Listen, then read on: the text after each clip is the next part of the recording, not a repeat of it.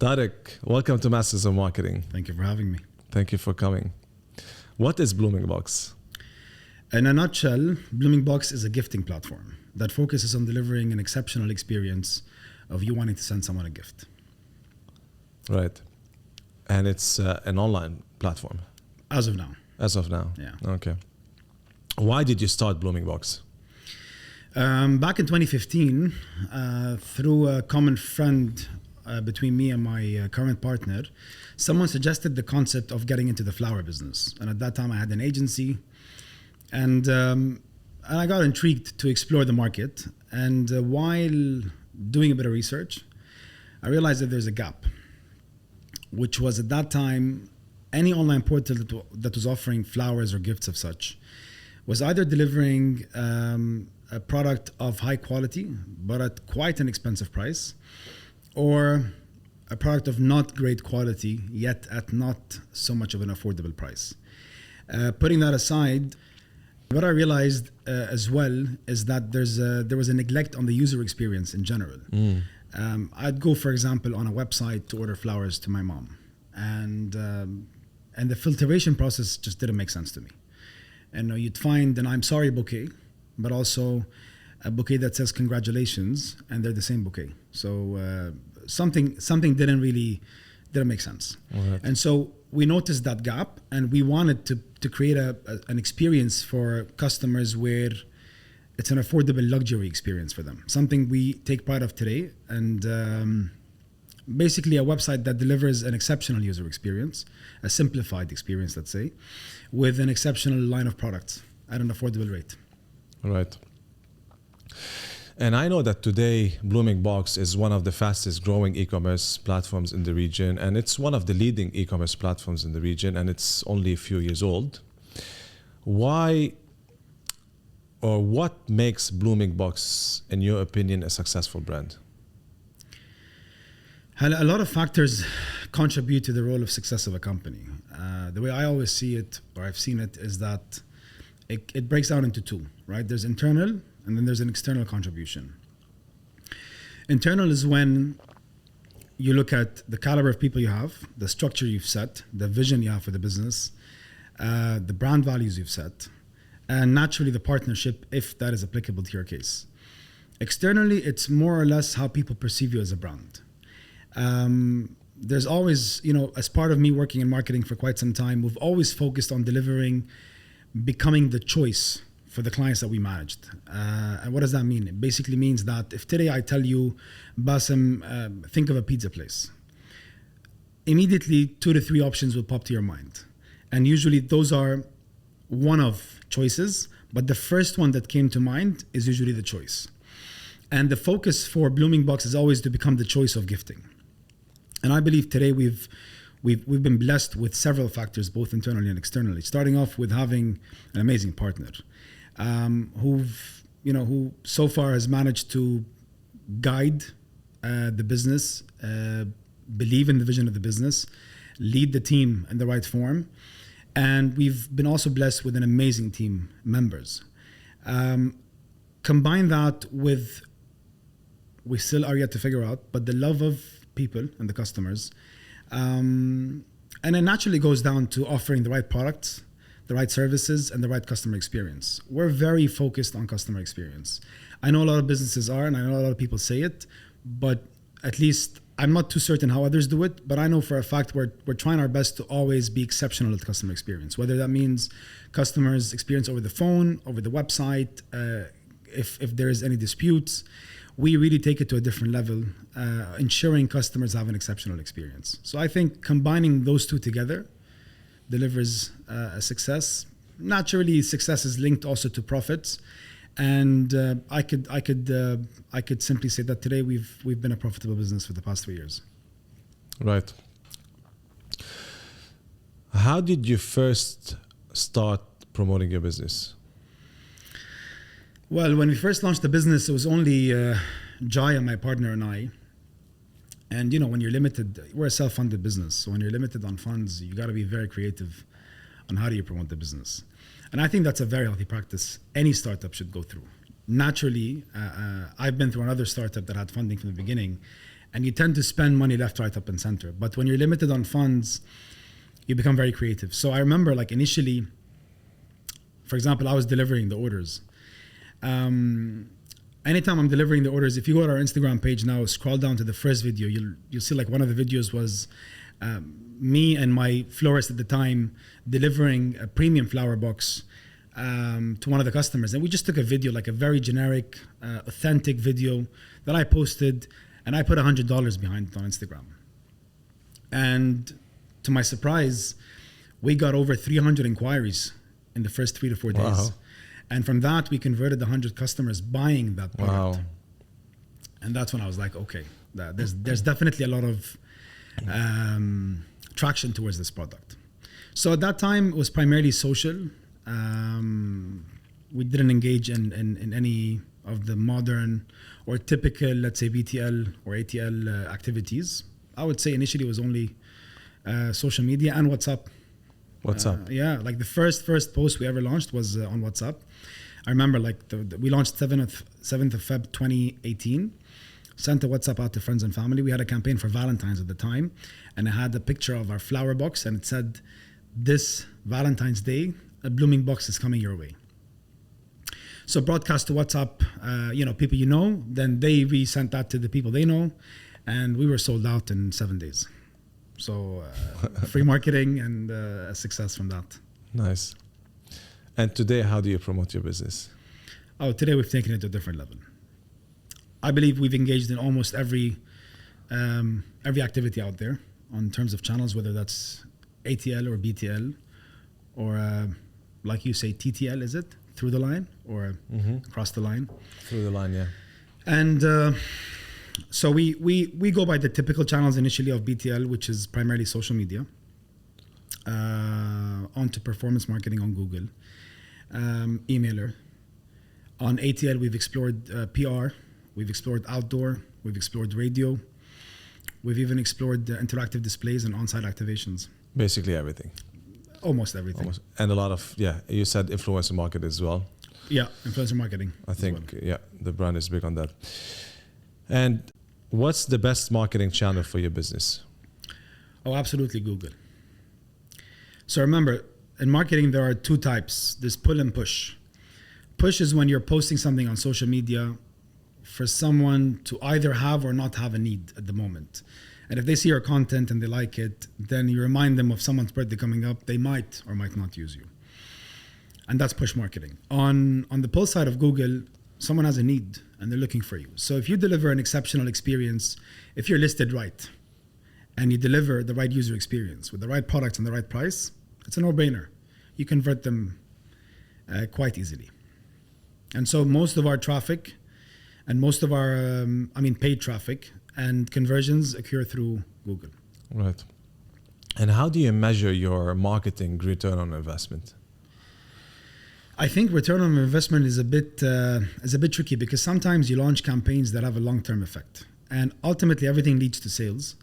But sometimes, for example, you launch a campaign because you want to raise awareness on a certain movement you're taking a part of, or it could be also because you want to change the perception in people's head. Like when we first launched the business, we were perceived as a flower company, which is not the case. BloomingBox is so much more, and so we've been heavily focused on creating various campaigns to change people's perception about BloomingBox by offering various products, by the way we shoot our videos, the way we produce our content, the communication channels, even the logo. Like initially it had a flower icon, which we dropped. Right. So ROI in general is amount spent versus amount earned. And luckily, because we're blessed with the right marketing arm or team, we're always able to measure what we spent versus what we achieved. And so far, it's been significantly successful. Right.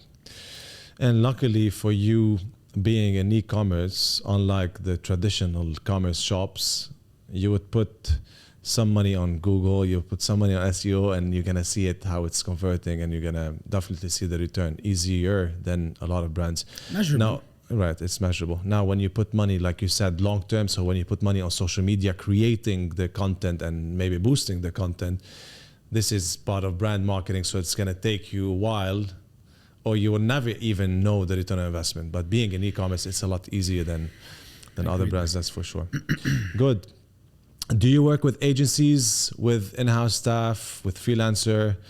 Do you do a mix? What is working best for you, if you can shed some light there? Hala, given that I've had an agency in the past, I know the pros and cons of hiring an agency, and we've tried all channels. We tried agencies, freelancers, and an in-house team.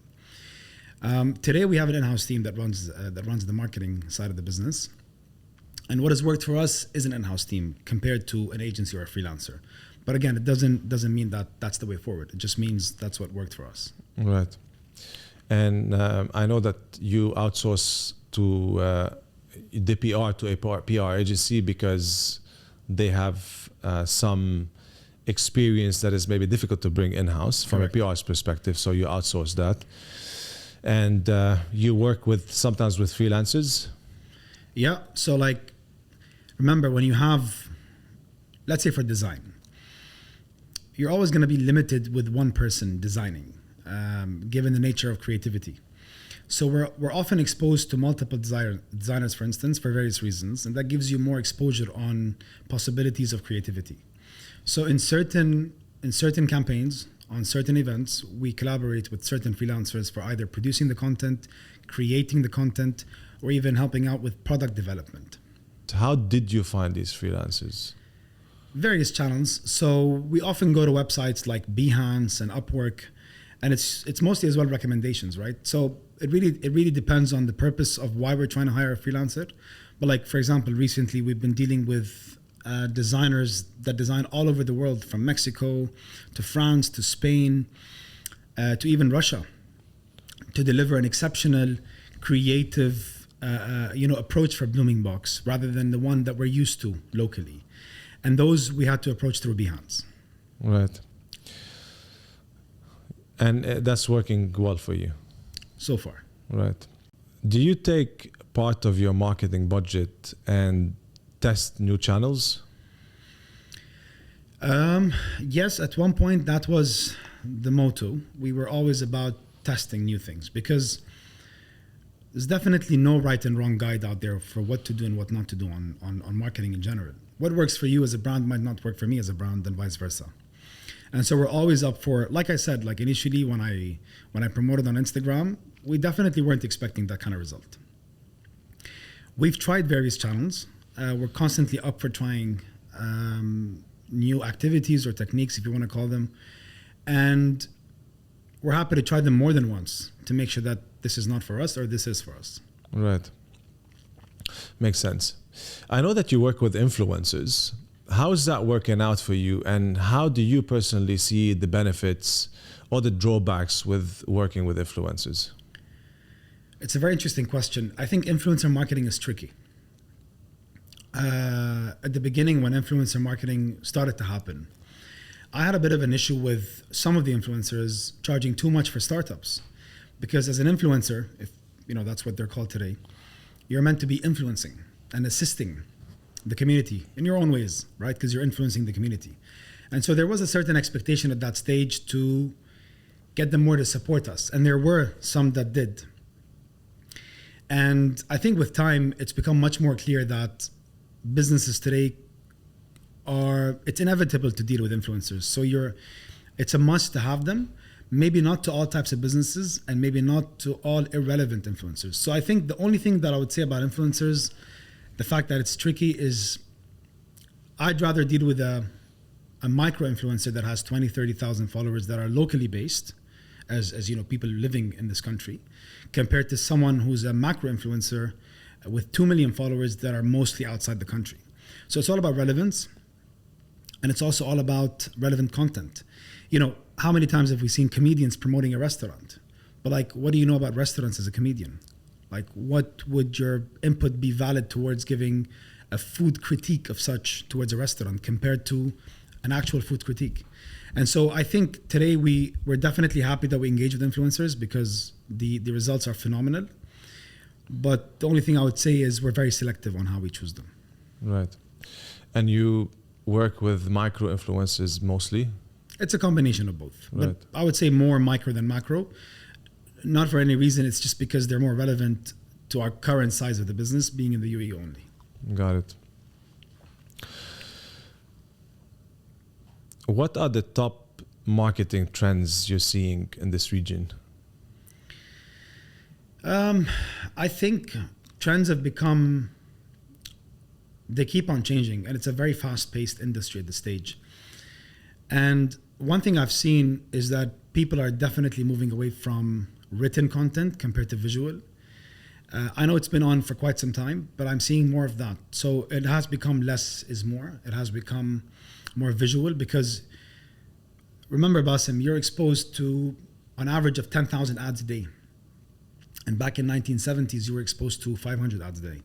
So the brand really needs to take the right measures and really go the extra mile to capture the user's attention. So you've technically got a second as they're scrolling down their feed or going through their stories to really capture them. And so it is no longer about written content, it's more about the visual content that really, really attracts. So I've seen that as a trend. So, companies residing to more visual content than written content. I've also seen the rise of TikTok and Instagram Reels. That has become the primary focus at the moment. Brands getting on TikTok has become a thing. Back in the days, TikTok was an entertaining platform. Today, it has become a brand entertaining platform, which is very interesting. And I think it's pretty cool what brands are doing on TikTok. Absolutely. What are your top do's and don'ts in marketing? I'm a numbers guy. So I know this might sound a bit weird, but I don't follow guts when it comes to marketing. I'm pro looking at numbers. I'm pro looking at past behavior because past behavior is usually the best indicator to future behavior. And yes, of course, trends change. Like we said, behavior changes among various audience members or let's say target groups. But the truth is, past data doesn't lie in most cases. So I'm all about numbers. I'm all about taking decisions based on those numbers and based on metrics and based on research. So because, it's a common saying you hear from marketeers that say, I got a feeling this is going to work. I have a good feeling about it. And that might apply in life to how you feel about your gut because it's mostly accurate, let's say.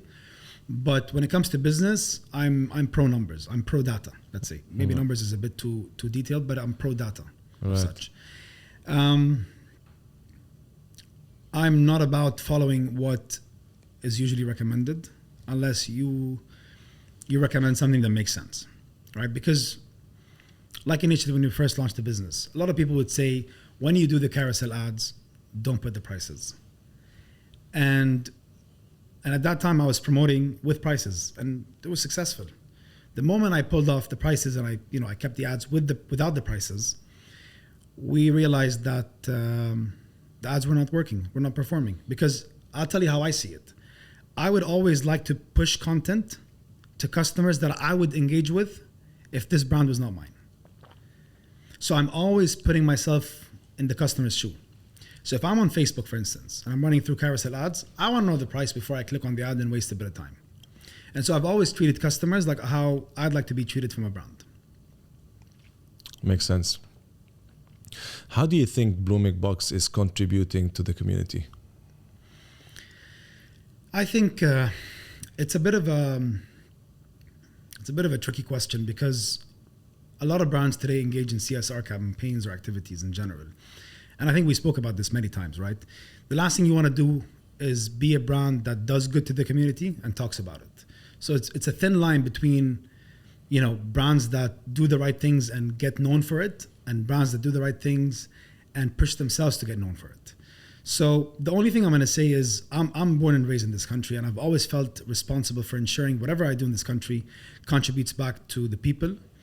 And so our one promise at BloomingBox is to always have the customers back no matter what.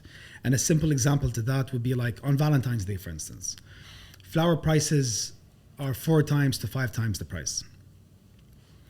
And which only means the cost to us is also almost 4 to 5 times the price. We never increase prices. Although it's a common practice and it's a fair practice and it's an understandable practice for brands to do. We don't do it because we want to tell people, you've got our back the whole year. We've got your back on those occasions. Interesting point. And you're right. Many businesses, they do CSR campaigns just to get the benefit. So they speak about it and not genuinely to help others or to help a cause. So you like to stay away from it and you like to contribute in a different way, which really touches the heart of people and in this case, your customers. Or benefits them in a way, you know what I mean? Correct. And benefits them.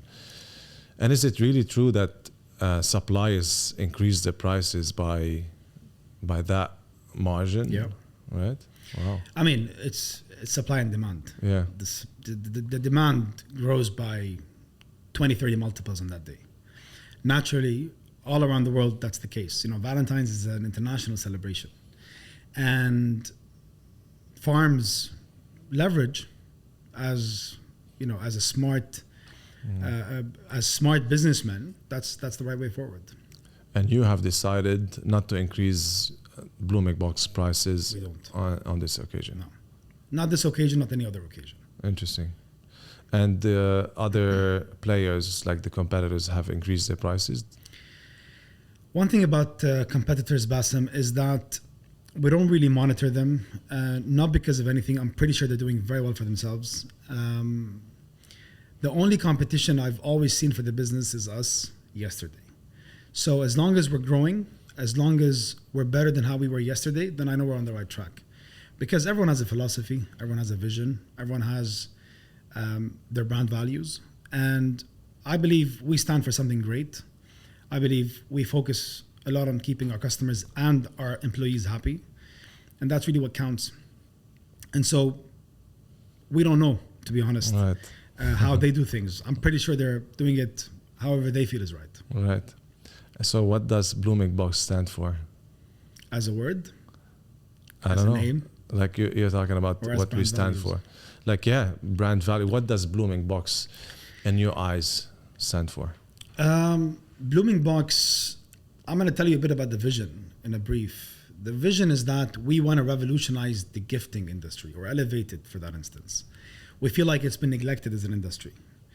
And it's quite outdated. And there's a lot of room to develop so many products that deliver the right experience. Today we've realized that, gifting has become very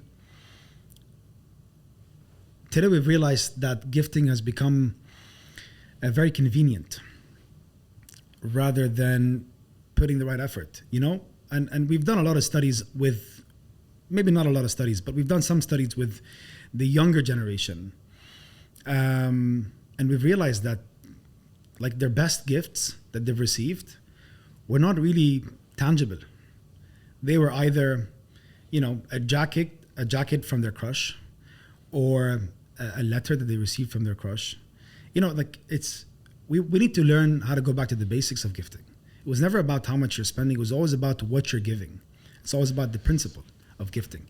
And so we've learned that we've driven away from emotional gifting. We've moved more into convenient gifting, where, you've got someone's birthday, you send flowers. Don't get me wrong, that's amazing. And that will always be in demand.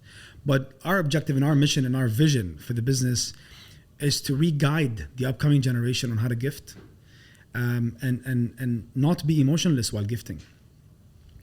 And other things we stand for are things like every product we launch needs to have an aim. We don't do products because we feel like it's right or because customers are asking for it. We do products that we believe can revolutionize the experience for customers. So it needs to have an objective, a very clear aim, and we have a sexy product team working on those sexy products.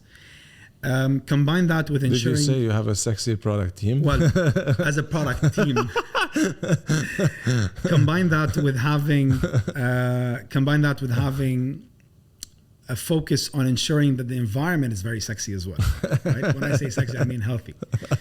But ensuring that everyone's happy. Everyone feels like they're at their home. Because remember, Bassem, you spend 70% of your time at work. Right. Right? And if you're not comfortable there, then it's a problem.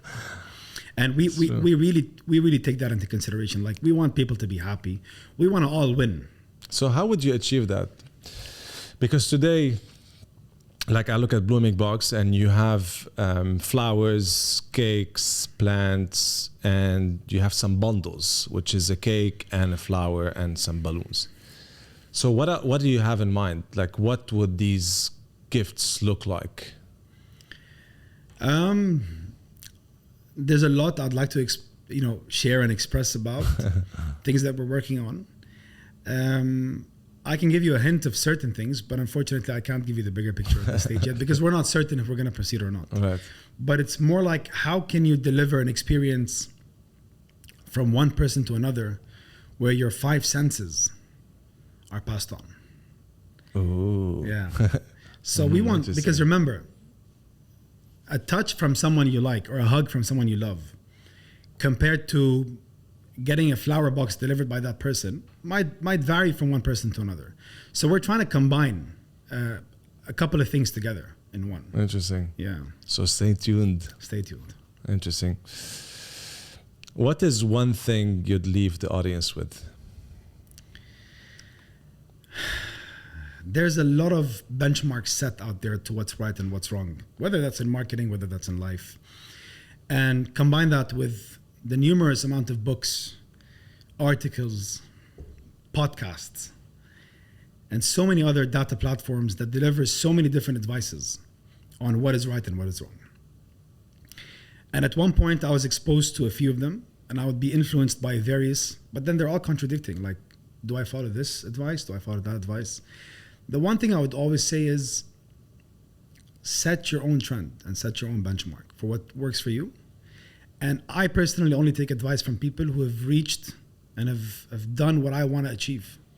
So if you've not done or you've not achieved what I want to achieve, it's going to be very difficult for me to take that advice.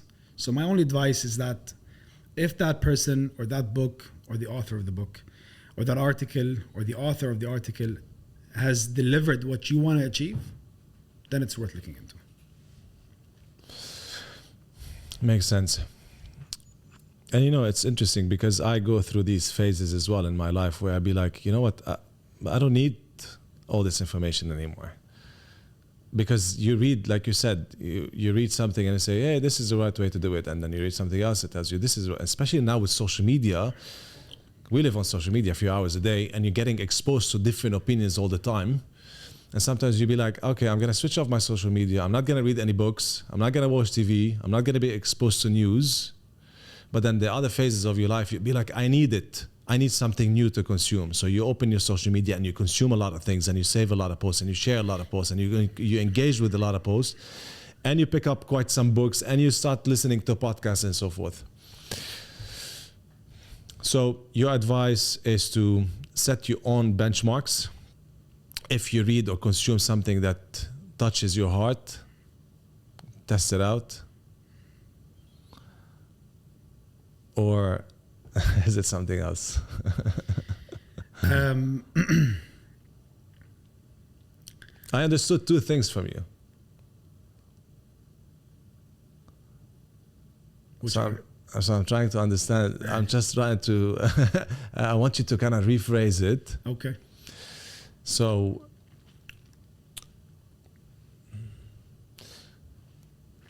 I feel, I don't know if the people would understand something else, but I felt like don't necessarily consume because you're going to get a lot of opinions. But at the same time, consume, and if you feel that there is something that you are attracted to, grab it, try it, and see if it works for you. 100%. I think all I'm saying, Bassem, is that consume selectively. Yeah. Right? Knowledge is power only if consumed and only if delivered. And I think a lot of people today have the knowledge, they don't execute. So knowledge is power only if consumed. And so if you want to consume knowledge, just make sure you're consuming the knowledge do a bit of research. Don't just go random and because there's a lot of, like you said, a lot of quote pages or quotes pages on social media that deliver such motivational messages like work while they party, and grind while they sleep. Wake up at 4 a.m. and put 16 hours. And don't get me wrong, it might work for you, but it doesn't necessarily mean that if you're not doing that, you're not successful. It doesn't mean that. It just means it suits a certain type of people, a certain amount of people. And I think it's enough because we're always reminded on social media that we're not enough. Yeah. You're constantly reminded on social media that you need to build a bigger house, a bigger business, have a better life, travel more.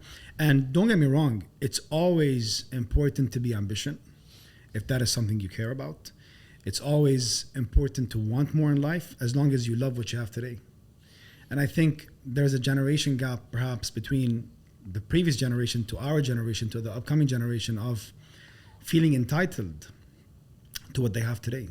But what we have is a blessing.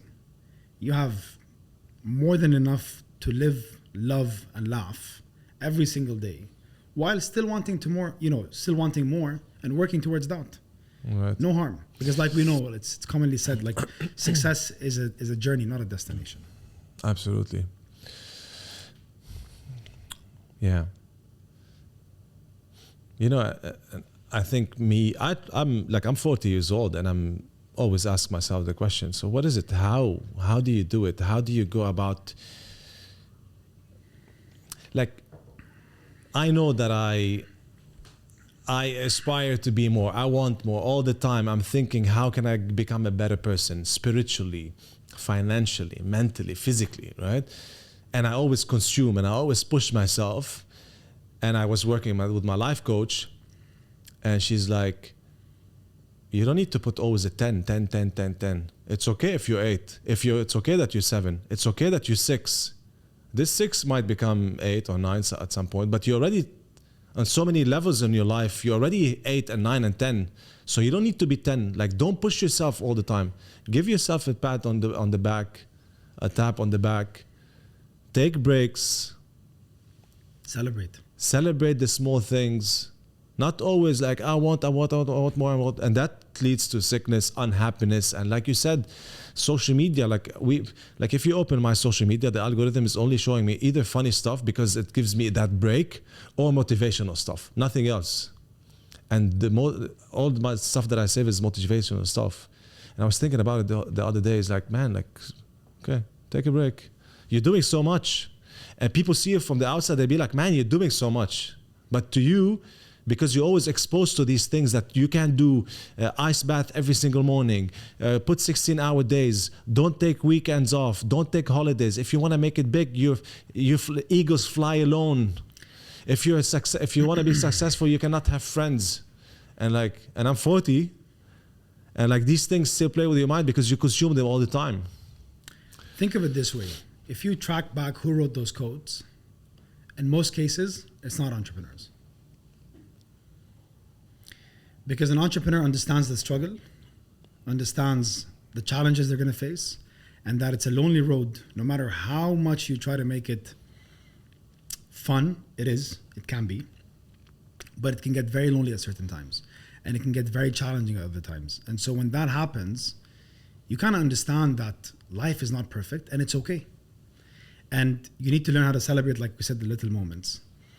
Because a lot of people keep on postponing the celebration. Like, when we achieve that number, we're going to celebrate. Then they achieve that number, then they're onto the next thing, and onto the next thing. Like me and Jaya, the amount of times we said we need to celebrate after every successful campaign probably is above 10 times. Yeah. And did we ever celebrate? Not even once. So now we're learning that it's time to take a break and celebrate. Now we're learning that it's okay to slip as long as you're 80% doing it right. Yeah. One other last thing to leave the audience with. Good to have you. Thank you for coming. Thank you for having me. It was I wish you all the best. Thank you very much. And BloomingBox is BloomingBox.com. Right? Yeah. Awesome. Thank you. Thank you. And until next time. Until next time.